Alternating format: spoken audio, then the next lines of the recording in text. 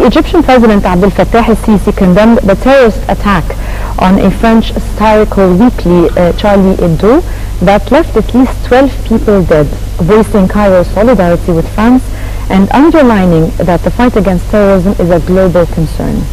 On the other hand, the leaders of 15 political parties sat with President Abdel Fattah el-Sisi on Monday ahead of the parliamentary elections that are set to begin on the 22nd of March. The president and the party leaders discussed their visions on the coming phase and the role of the parliament.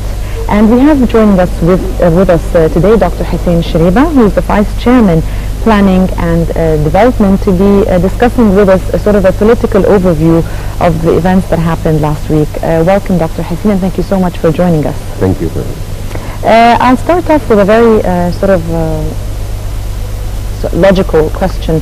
Having the human are equal all over the world, or according to at least international standards, why would it be that the 12 who died in France, there's a whole international war launched against terrorism? 20 die in Egypt, and only Egypt mourns. Can you explain this to me, please? What you're saying, that there is no judgment. I'm saying there's double standards, basically.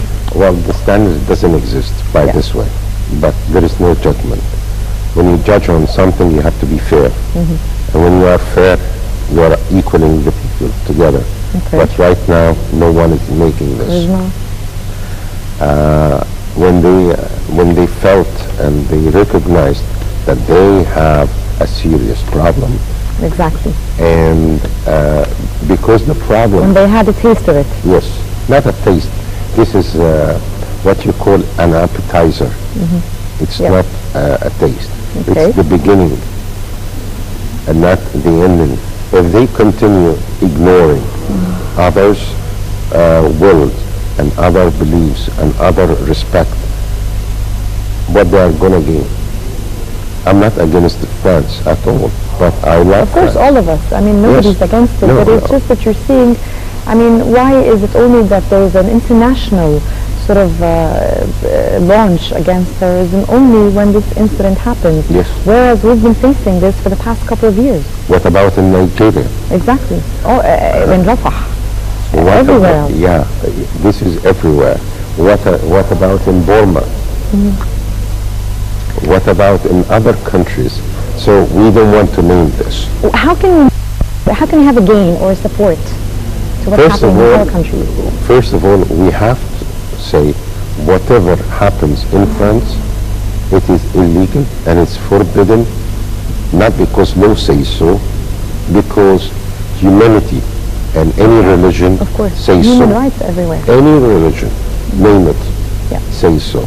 So this is number one. Number two, we have to raise up a full voice, not from the Arabs only, but for those who would like to have peace worldwide. Because if you are against me as an opinion, this is not giving me any privilege to kill you. So this is very wrong. But I have to support the opinion and the opposites. And this is number one. Sure. And number two, respecting all beliefs and ethics. It's very important. Whatever your belief is, it's your problem. It's not mine. So I have to respect it also. So once I'm in a synagogue or in a church or in a temple, I have to respect the place itself. Yes. Of course. And it's the respect of the other. yes. And I think not because of my belief. We are descended from one father and one mother, which is Adam and Eve. Okay, so we are different. We have different colors, different races, different languages, and different opinions, different feelings. So because of this difference doesn't give me an excuse to do any harm to anyone.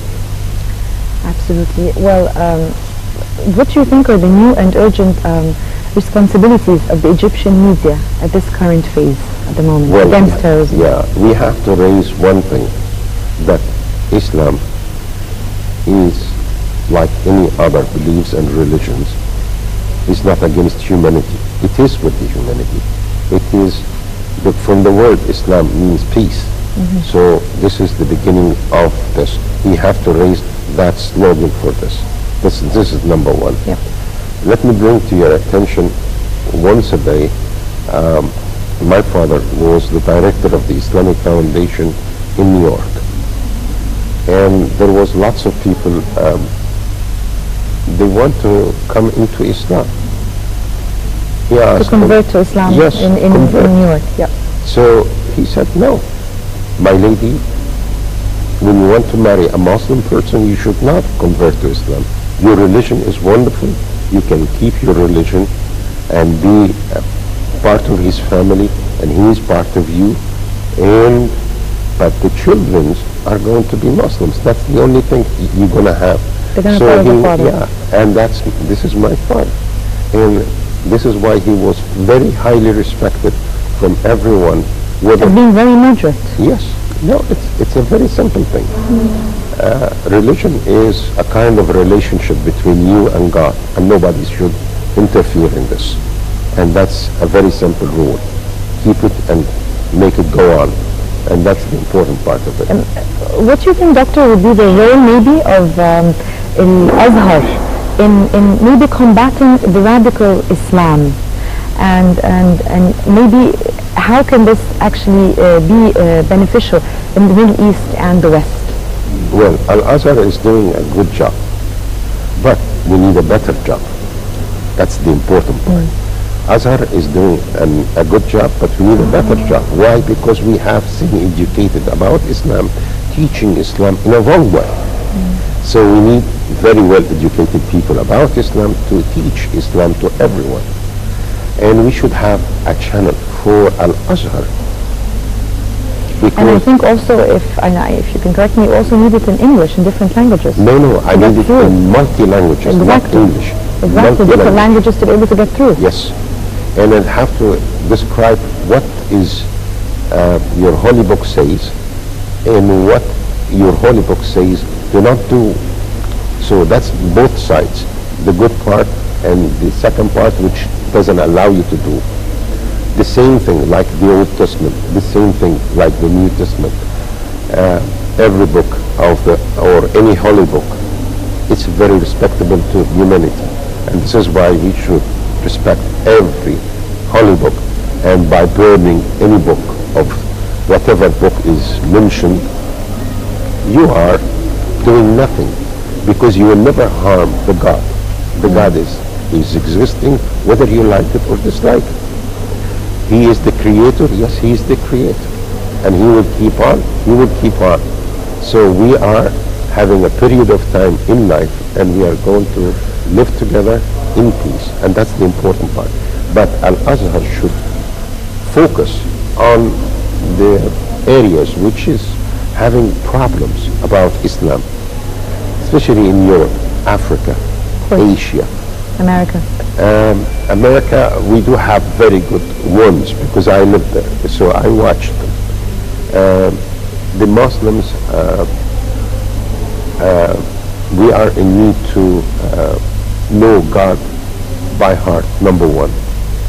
Not by mind first, by heart, and then when you know him by heart, your mind will recognize whatever he's asking you to do, whether you are Christian or a Jew or a Muslim or whatever you whichever religion you may belong to. I mean, well, thank you very much, Dr. Hussein Shuaiba. We'd like to thank you. Thank you so much for joining us today. And Dr. Hussein Shuaiba is the Vice Chairman, Planning and Development. Thank you so much. Yes. So let's go on a very short break and come back.